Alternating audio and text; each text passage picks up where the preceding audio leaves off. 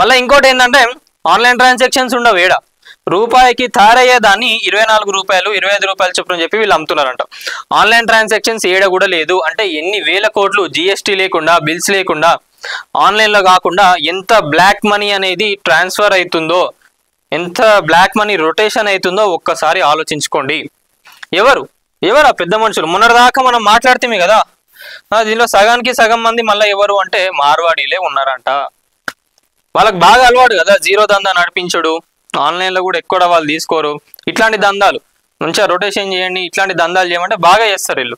So వాళ్ళకి సంబంధించిన ఆధారాలు ఉన్నాయి, ఏవో ఉట్టుటిగా మాట్లాడుతున్నది కాదు, వెలుగులోకి ఉన్నది, ఆల్రెడీ నడుస్తున్నది, వాళ్ళందరూ ఏమేమి చేస్తున్నారు కాబట్టే పెట్టడం జరిగింది.